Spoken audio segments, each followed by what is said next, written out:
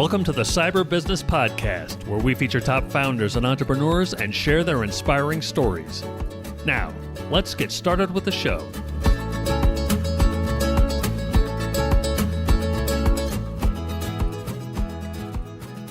Matthew Connor here, host of the Cyber Business Podcast. Today, we're joined by Jess Vachon, three-time CISO and the host of Voices of the Vigilant Podcast. Jess, welcome to the show. Thank you, Matthew. Happy to be here. Happy to try and share some of my wisdom that I've gained over the years. Well, happy to have you and can't wait to hear it. Before we get too far in, a quick word from our sponsors. This episode is brought to you by cyberlinks.com. That's cyber, L-Y-N-X.com. Do you know if a hacker's in your system? Most people and most companies don't until it's too late and the hacker's already done damage. A hacker's job is to bypass your security, so companies need a way of knowing when someone's gotten past theirs. That's where Cyberlinks comes in. We've partnered with the best cybersecurity companies in the world to be able to provide our clients with the best solutions at the best prices. So whether it's managed SIM, SOC, EDR, MDR, XDR, you name it, we'll help you find the best solution at the best price. Find out more at cyberlinks.com. That's cyber, L-Y-N-X.com. And now back to our show. Jess, for those who aren't familiar, can you tell us about your journey to CISO at a global financial services firm? Sure. It's been an evolution over the years. So my early career was individual contributor, working in healthcare, manufacturing, doing some security consulting. But at a point in my career leading IT organizations, I found I was spending half of my time doing security. So I enjoyed it. Said, why don't I just do this full time? And there's absolutely a need for security professionals, especially at the executive level. So I pivoted. My first real dedicated job doing information security was for Sig Sauer, which is a firearms manufacturer out of New Hampshire.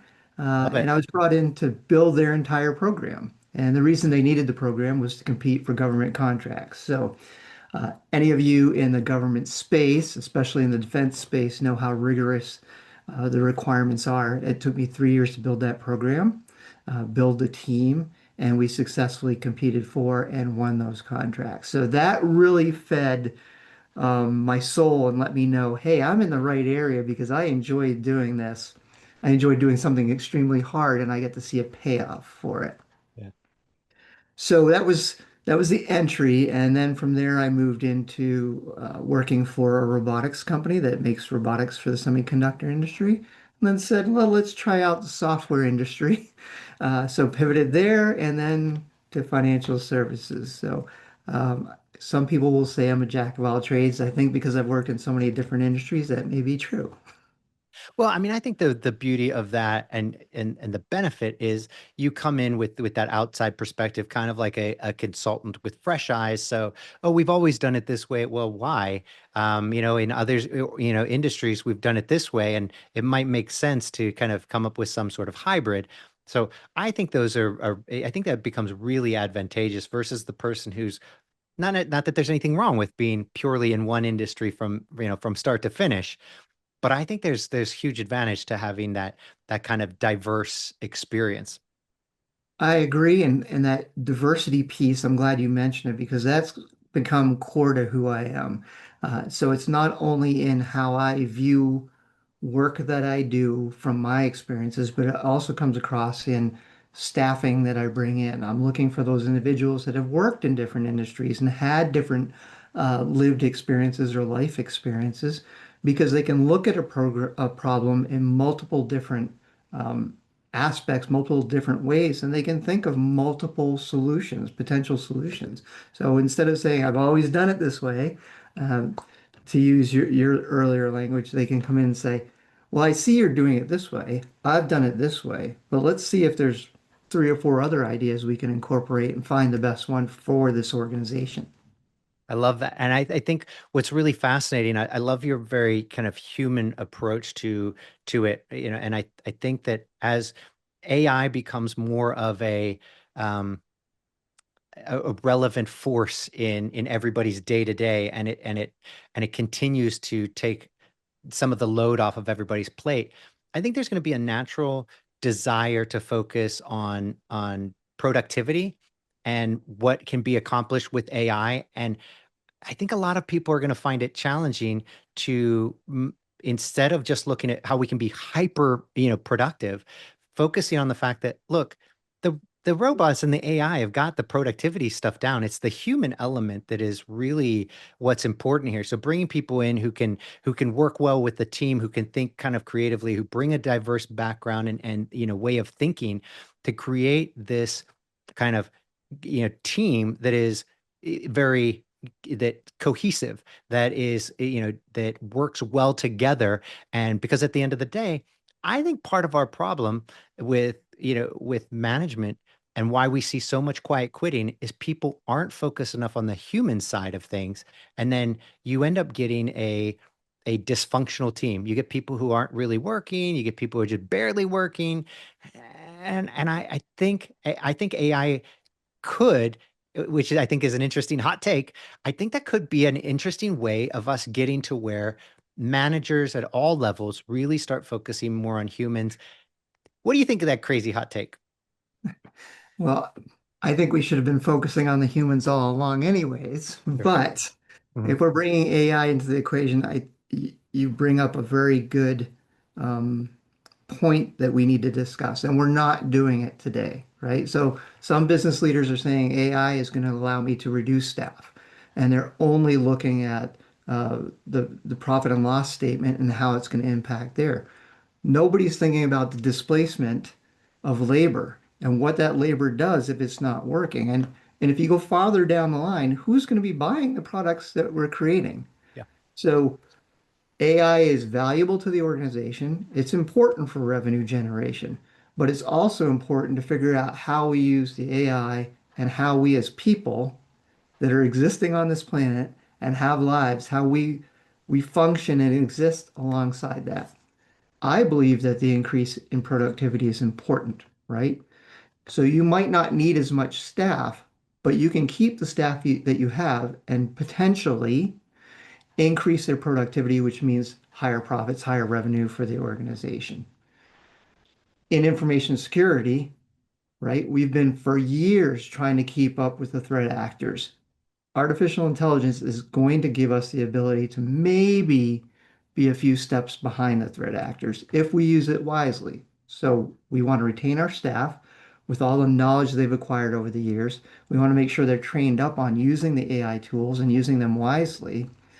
And we need to show how that value is a positive for the business. So we can achieve all these goals. We can keep people employed. We can make them more productive. We can defend the companies better, and we can make the companies more profitable.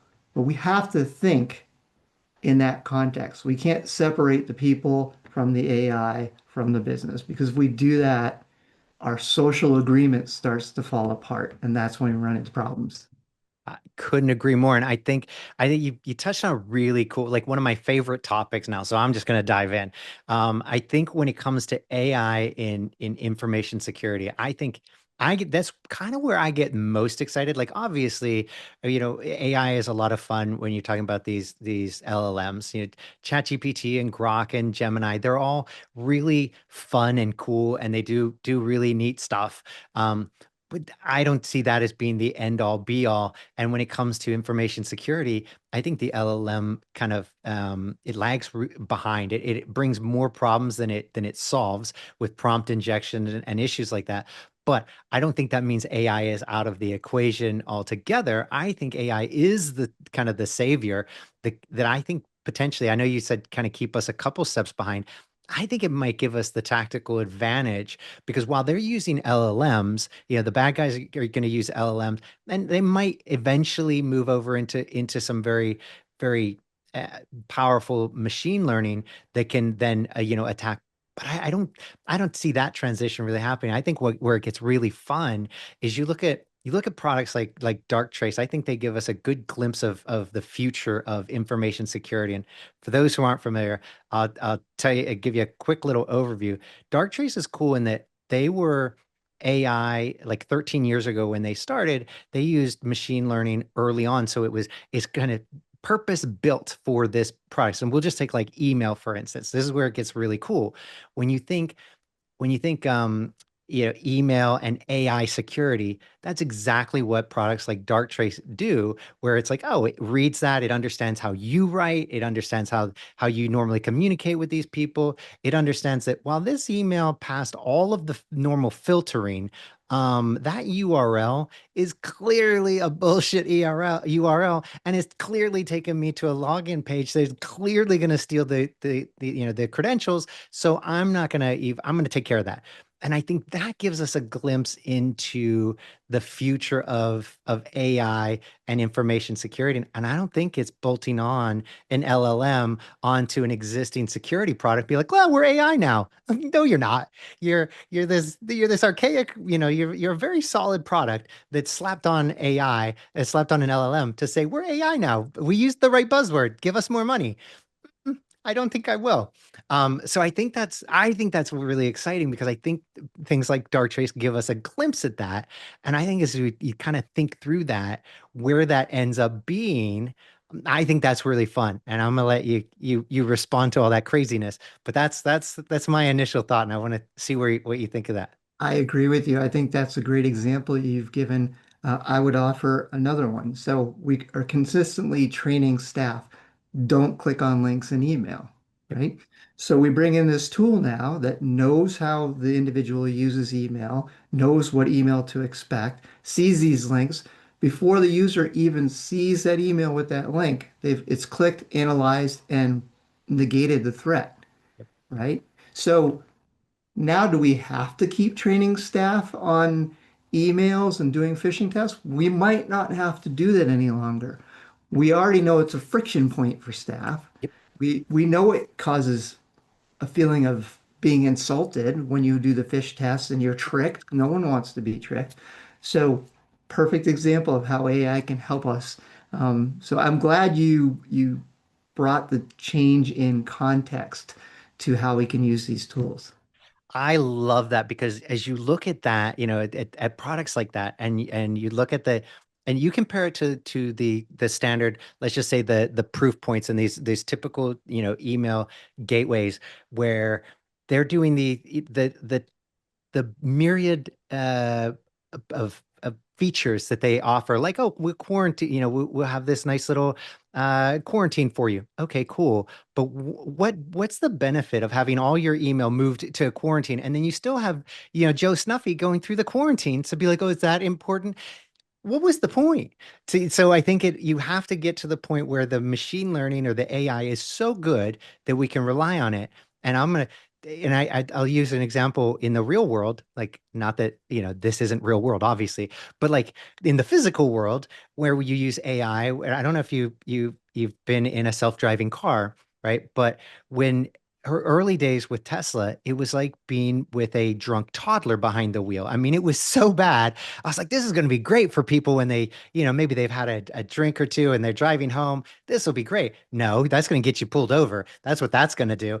But it's gone from drunk toddler to now it is a really good, it went drunk toddler to teenager just learning to drive to teenager almost ready for their license to teenager who got their license to now adult who's doing a really solid job, but you're still watching them, right?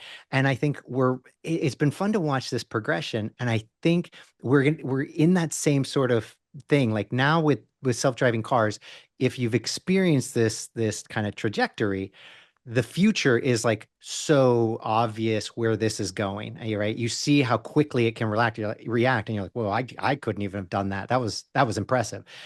And I think we see the same with AI when it comes to information security. That's, I think, gets really exciting. And what you just said, which I think is freaking brilliant, is yeah, why don't we look at that differently? Do we have to train Jane and Joey on what they on looking through this? Shouldn't the AI be doing it? 100% it should be. And so I got to ask you, what else does that change for people, kind of in this little thought experiment, as we implement more AI into our information security, what other cool advantages for the end user, which is going to make them feel so much better? Like, oh, I know my email's safe, right? And if it isn't, like if somehow, well, then they don't have to worry about that. I mean, the fact that somebody was magic, was so good, they got past your Fort Knox AI security, don't worry about it. We're not mad at you. It's they were just that good. Like you're not going to be able to keep a nation state from getting in. If they want in, they're going to get in. We're not mad at you for letting them in. They were going to get in one way or the other. So what other cool things do you see happening like that? Because I think that one was brilliant. What are the other things that you think we might see? So I think using it for insider threat analysis as well, right? And when I talk insider threat analysis, I hate to use insider threat because it's my personal opinion that most people on staff, they're not trying to do something malicious. They are acting out of the ordinary because they either are trying to get some work done in a quick fashion and produce because they want to keep their job, or they simply don't know what the right path is to get that job done. So the tools right now do reporting and correlating and alarming. But if we fold AI in there, we can use AI to actually redirect that staff and say, I see you're doing X. I think you want to do Y. Let me show you how you do Y. Here's where you access it. Here's the tools you use. And if this doesn't meet your needs, click here and I'll find someone to answer the question for you, or I'll go into my repository and see if I have a better answer. So again, we're taking security, we're making it invisible, we're pushing it out farther away from the user, from the staff, and we're making it quicker and more proactive. And we can tie the human aspect back into it. Artificial intelligence doesn't mean we don't have to have it respond to people in a way that is respectful and understanding. Yeah. No, I think that's a really spot on analysis of that. And I think those are really cool areas of security that AI can help with. I mean, with the data loss prevention, it's so cool. I mean, there's so much cool stuff to be done there where with kind of traditional tools and methods of, micro segmentation and log, it becomes really challenging. It becomes more of a policy thing of trying to keep the honest person honest than it is to prevent any sort of accidental leakage, which I think AI can be really, really helpful with. And I think that was another kind of great example. Okay, so I'm curious because we've had a lot of CIOs and CISOs on the show. I don't think any two have had the same like intro into tech. Like what was it that initially got you excited about tech? How did you get to how did you get into it? And kind of what's the origin story? Oh, so this goes way back. I don't even know if I was a teenager. So the first time I saw a Commodore VIC-20 No. programmable computer, Yep. yeah. Nice. Um, and I saw someone typing in the program and recording it to a tape and then playing it back and playing Pong. And at that time, for those of you who don't know, you could go to a store, usually a corner store, and you could buy a magazine that had codes in it. And you could go home, and if you had a Commodore VIC-20, you could do all the programming. It took you hours and hours and hours, Yep. and then compile it and run it and play a game. And I was like, wow, this is amazing. Like I can create something. And as a kid, to create something and then use it was amazing. So that was really the start. And then for a while, it kind of went away. I didn't have access to the computer all the time. And then in college, it was getting exposure to the computer labs, right? Because at that time, you had to go to a computer lab and you only had limited internet access. Yep. So that was my second engagement and my introduction to the Microsoft suite of programs and seeing what Excel could do and seeing how Word worked as a text editor to do my documents. I'm thinking, this is great. I'm so much more productive. Life is a little bit easier. There's a lot of promise. Followed it on when I went into service, into the Marine Corps, and they trained me on basic electronics. So I'm talking very basic. Yep. The motherboards, the PCBs, everything right in front of us, learning how to troubleshoot those, learning logic gates and everything else that went along with that. And so for me, it was feeding that more mechanical, technical side of my brain, and I couldn't get enough of it. And um, I was lucky enough to purchase my own first computer in my early 20s and immediately took it apart. and then put it back together and figured out how to make DOS run even better and how to make games run faster. And from there, it just took off. I could not learn enough fast enough, and I would buy spare parts and used parts and toss off computers and figure out how to get video cameras working over dial-up connections. Um, we had one Christmas that we did with our family, and my spouse and I were in Japan, and the family was in the US, and we had our very little kids with us, and I was able to connect the computer up to a dial-up line with a video camera and actually show my in-laws the kids opening their presents. And this was mid 90s. So Yeah.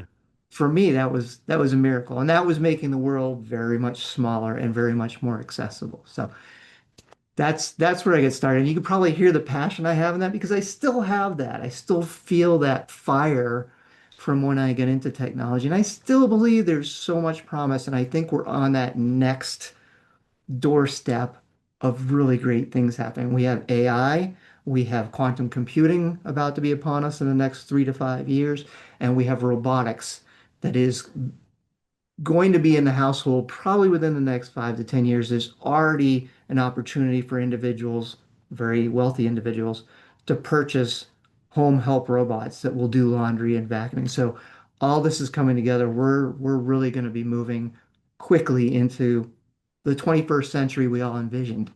Yeah. Well, we must be a very similar age because it was the VIC 20 that was the first computer we saw at home. It was funny. My dad was into electronics, designed electronic circuit boards. Brilliant engineer, perhaps the world's worst businessman. I mean, he was way too brilliant for us to be so poor. It was ridiculous. But I thank him because everything that, I learned about business was basically what would dad do the opposite, right? And so there were a lot of lessons learned there. But yeah, I remember the VIC 20, then the Commodore 64, and then the IBM 8088. That was where I cut my teeth with really programming. So I'm kind of curious, how did you, with that, with the interest in video games, right? Did it? I'm kind of surprised. I expected it to take a different turn. Like that's a video game, designer's origin story that transitioned over to CISO, to information. So how is it? Was it just not there? Like the passion for video game design, or it wasn't in the cards? How did that come to be? Because I didn't expect the story to end there, even though I knew how it ended. I was like, that's not how it ends. Yeah, two pieces to that. One, I'm not great at mathematics, and two, I'm not great at sitting still. So between those two, not really taking to mathematics and not having the patience to sit and code, I attempted it, said this isn't for me, and was wise enough at a young age to think, hey, I can go more towards the engineering side. So networks, firewalls, servers, building out data centers, that path is what really stood out for me. And along the way, the experience of good bosses and bad bosses and thinking, I think I can do better than this person. So shooting for that next level up, which really was my transition point from individual contributor to management because I felt like I could run programs better and I could build better teams and I wanted to do that. I love that. It's funny. I'm an old Army guy, and so for the Marines, which of course, we love our Marines. I'm kind of curious. One, what kind of inspired the Marine Corps, and then two, I've noticed that with almost every military person I've ever talked to in any sort of leadership position, it is always that, the good versus the bad leaders. And I think they've all been because in the military you get a lot of good and a lot of bad, and you kind of burn through them very quickly with, going to different training, different environments. And unlike a lot of like in the civilian world, you might stay in one place for years. And I mean, I think in the course of 5 or 10 years in the military, you have, a lifetime or two worth of bosses that you got to interact with. And so you get a very quick feel for like, oh, that's good. I like that. I don't like that. I like that. So I think that kind of builds. So I'm curious, going back to the original question, what inspired the Marine Corps? And do you find that to be a contributing factor in your leadership today?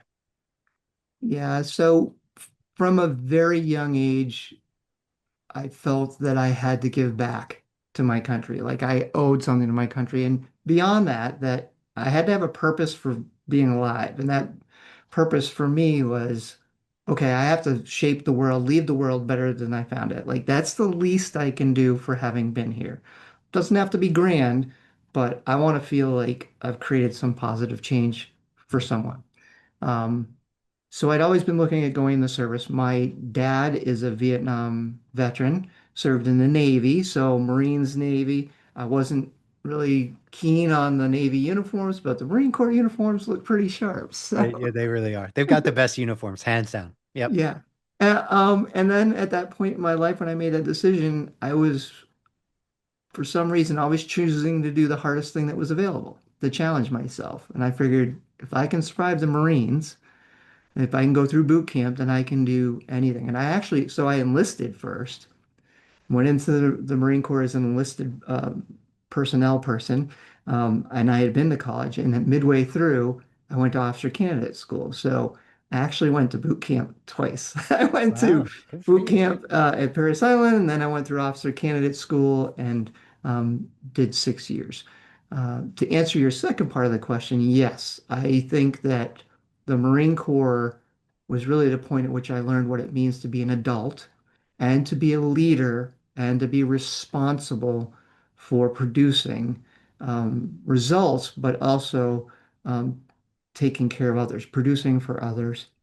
Um, at my most senior leadership position, I was a battalion operations and intelligence officer overseas. So to give listeners a concept of how many people that is, that's 1,200 Marines um, in the Asia Pacific area, very close to Korea and China. So it was a very big role for me. Um, it was a higher billet than I even had for my rank, and I I learned to push myself. I learned to have confidence in myself. I learned to plan in triplicate Yeah. and beyond, and to handle stressful situations. So moving out of that period, people ask me now, well, how are you so calm all the time as a CISO? Well, look, I Yeah. was in the meat grinder. I understand what real stress is in real Yep. life and death. And sometimes in the role we're in, we have to remember, okay, if things bad happen, well, maybe someone's not dying in this scenario. So we have to keep context on that. Now, if you asked me 6 or 7 years ago when I was working in healthcare, was probably a little more stressful because it's 24/7 and real lives are in the balance. Yep. But um, yeah, thanks. I love that question. I love talking about the Marine Corps because I'm really proud of being a Marine and really proud of that time when I served. That's funny. So I was at Camp Zama for 3 years. I'm assuming you were down in Okinawa. I was in Okinawa at Camp Kinser. Yeah, it's a great place. Yeah, no, it's really cool. And it was a fun time. I mean, and it's interesting because I have that same exact kind of, feeling. I think that once you've actually been shot at, you're like, and you get out into the civilian world and you're like, you're all acting like people are being shot and dying here, but they're not. I mean, yes, money's on the line, but nobody's dying here. And it's not to be cavalier about it, but I think you put it very nicely. It is having that context of, the perspective of nobody's dying. This is important. It is urgent. Let's handle it. But we don't have to lose our minds because again, nobody's dying. So I think that's a really great perspective that the military, I think, provides to a lot of people. I don't think everybody gets it, but a lot of people end up leaving the military with the beneficial perspective of being able to have that context of nobody's dying here. We're not being shot at. But yeah, it is stressful when bad things happen, when you get a compromise, when there's that's bad. That's a bad day. But in the end of the day, nobody's dying. And ultimately, you get to learn from it. And I think one of the things I think is really fun for the CISOs and CIOs, I think it's this perspective shift that one, we're now starting to get to the level where I think everything's moving so fast and we have to learn so much that nobody feels like they could possibly know it all and do it, in a vacuum alone. Not happening. So I think there's a lot of sharing of information and feelings and everything. So that really helps. And then two, I think that when it comes to the idea of being compromised when there is something, instead of it being shame of like, oh, I'm a bad CISO. Like, what? No, you're not. Like the bad guys are gonna get like it's gonna happen. And so it's a matter of now you become battle hardened. You've been hit, right? It's like, and now how do you respond to it? And now you're better for it. There's lessons to be learned from that. And I think, and I'm curious your perspective, I think more people are feeling that way, that you know what? It is not some sort of badge of dishonor if you've been, compromised. In fact, it's just how you respond to it that becomes important. And I think the more seasoned you are, the less likely you are to be, you're going to have a more hardened environment. You're going to be, obviously you can't prevent 100% of incidences. That's not even realistic.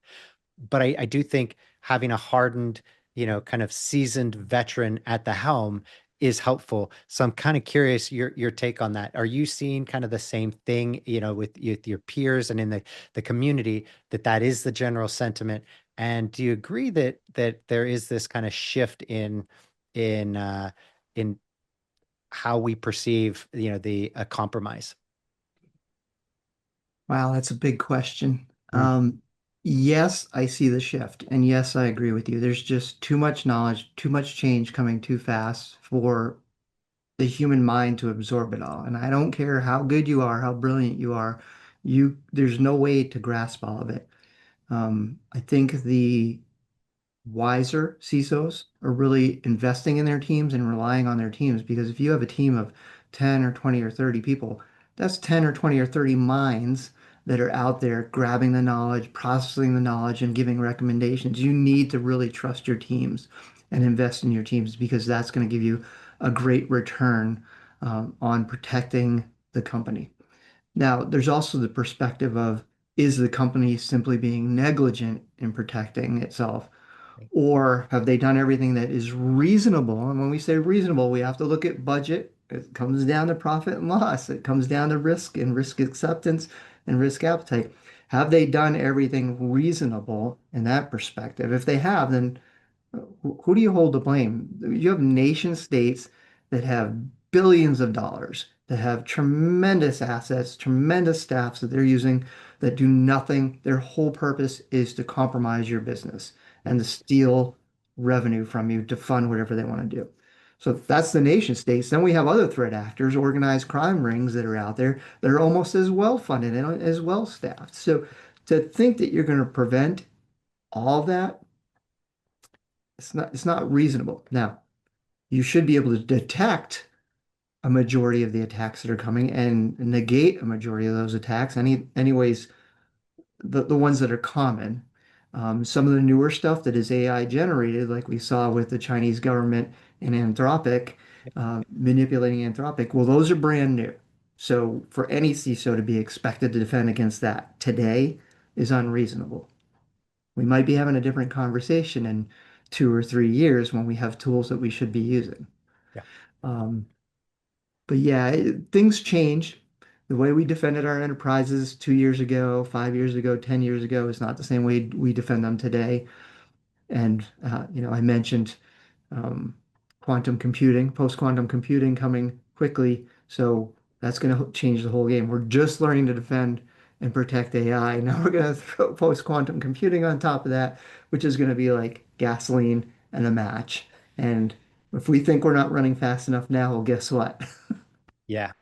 No, that's a really good point. I mean, I I don't want to say it's a scary point. I think it's exciting. It's really exciting in that it's going to change so much. And I know people are generally afraid of change. Eh, I think I may be a little weird. I like it. I like to embrace change because I think ultimately it comes down to your belief that you can manage the change and that you'll have a successful outcome. And I think more people need to kind of have that perspective and feeling like, look, it's not going to stay the same. Like if you're not still a COBOL, or past, there's so many dead languages now, even in, that you're never going to succeed if you stay writing just some old language, or if you just love Windows XP so much and you can't let it go.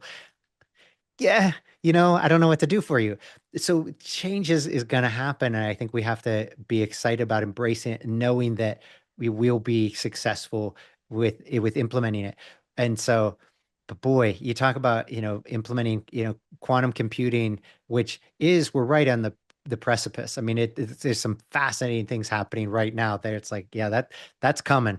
And that does change the game, for encryption and security. It's a whole new thing. So you, like you said, you throw on top of that, now you got robots entering the workforce and AI. And I understand why people would be concerned. There's a lot to be concerned about, right? But I do think it's exciting, and I don't. So if you had to venture a guess, right? All these things, um, no, that's not even fair to ask. But I mean, it's not fair to ask you like when you see this, because everybody's crystal ball's as good as the next. But I do think that it's going to be fascinating, and I'm curious when it comes to information security and as a CISO, you know, what is your kind of approach to, hey, look, there, ha, there's only so much time in a day. You can only learn so much. You need to, as you said, be careful with the resources you have to have reasonable defenses. So now with the advent of AI, what is the new reasonable? If the bad guys are using AI, does that mean we should be using AI in our security because that's reasonable? And then how do you go about evaluating those? Because it's not like there's just like, oh, there's one product, right? And there's only so much time in a day. So what's the approach to implementing that new, what is the face of the new reasonable security? What's that look like, now that AI is here? Yeah, great question. Well, my first piece of advice would be don't rush out for the AI tools if you aren't doing the basics and you aren't doing them well, and if there's any gaps, because anything you do with AI isn't going to matter, right? If we don't train staff, to go back to my earlier example, if we don't train staff as to how to be um, conscious of good security practices, then all the tooling we put in doesn't matter. Because if they react the wrong way in a situation, we're compromised. Yep. That's still going to hold true. It holds true in the world of AI. It's going to hold true in the world of post-quantum computing. If we're not doing the basics, all the fancy stuff doesn't matter. Now, in terms of leveraging AI, I think we have to be very wise about the tooling we're choosing. Is it enhancing the tools that we already have? Is it giving us quicker detection time or quicker reaction time? And does it fit into the risk profile of the business? You have to ask all those questions. And it's not a race because everyone else is doing it. Smart businesses, successful businesses take the time to look at the problem, analyze the problem, figure out how it fits in the business model, and then act on it. Now, we don't have the luxury anymore of taking a year or two to make those decisions, but you certainly can take a month or a little longer than a month to have those discussions and figure out if it makes sense. Yep. The companies also have to be able and willing to pivot quickly. You talk about change. I love to talk to my teams about earlier in my career, 10 years ago, 15 years ago, when you could have a 3-year plan. And then it became an 18-month plan. And now if I'm asked for a 1 to 3 year plan, I say, I can give you one, but forget about after 9 months because the technology is changing too quickly. The Yep. environment's changing too quickly for anything I project we should do past 9 months to be accurate anymore. So all that folds into your decision making. The one thing you can't do, and I think you touched upon it, is you can't be inflexible. Our world is constantly changing. It will continue to constantly change. It will change faster and faster until we hit a point in which human beings just can't absorb it at a pace any faster. And we say, okay, we want these things, but let's slow them down Yeah. because we're missing the point of being here on this planet. So I think I went down a rabbit hole on that, but you have to have the measured approach. And if you're not doing the basics, don't even start worrying about putting AI tools into your environment.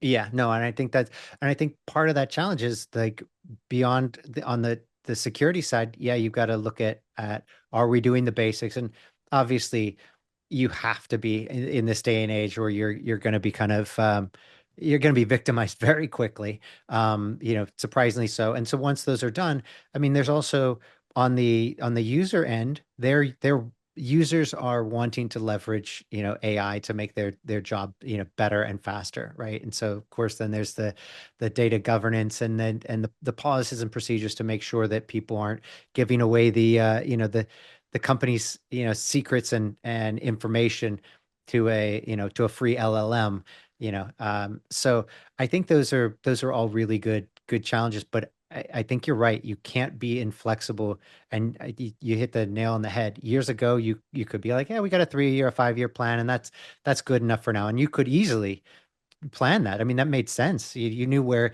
the technology was going. Now it makes me wonder.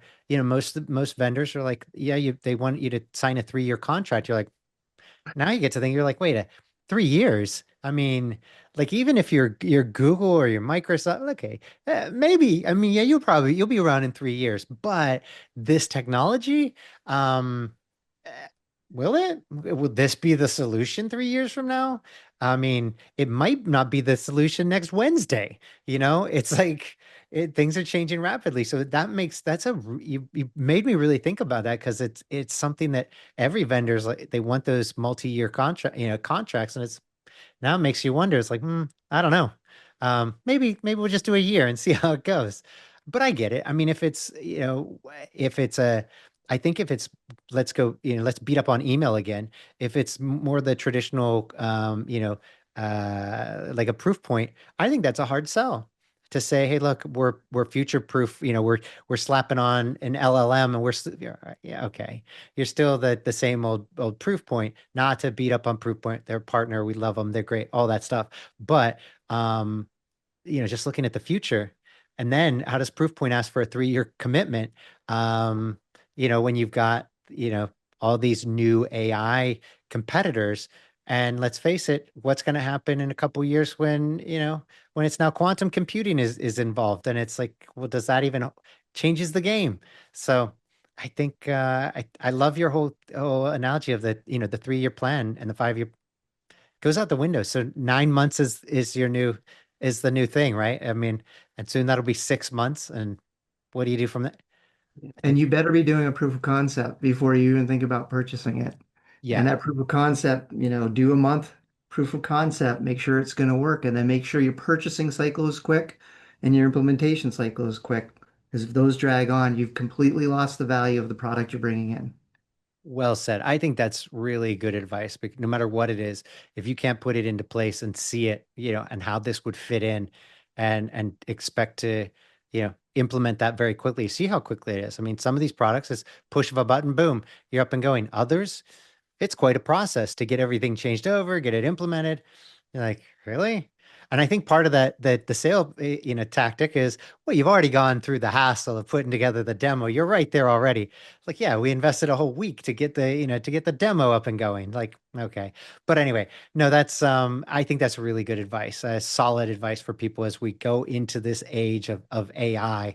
It's at such a fast pace that we've got to have those guidelines. And I think you nailed it. Um, Jess, this has been a blast. I've had such a great time talking to you. We've covered a lot of stuff, but before we go, can you tell everybody where they can find out more about you and how they can connect with you? Sure. Well, I'm on LinkedIn, pretty active on LinkedIn. But outside of LinkedIn, I have a little side gig going, Vigilant Violet, which I do consulting and coaching. And we are just starting to do recruiting and placement services where you get candidates that have been vetted by myself, and or coached by me, and then Wow. we help you place those candidates. We'll vet those candidates for you, give you 3 or 5 candidates to choose from. But we want a long-term commitment with you, so we will continue to coach those staff that you place, and we want to have a long-term partnership with you. So trying to take everything I've learned in my career, all my expertise, transfer that to candidates for you, long-term employees for you, but also make them give them a career path forward. And if you need more people placed, we'll come back to us and we can place them for you there. On top of that, I have a podcast, and I don't know when I find the time to do it, but I do it. Voices of the Vigilant, which is available on all streaming platforms.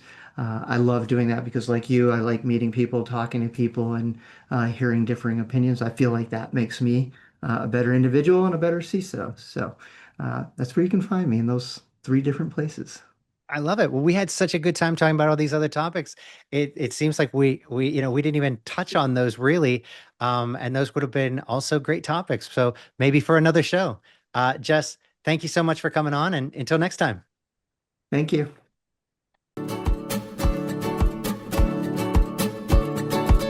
Thanks for listening to the Cyber Business Podcast.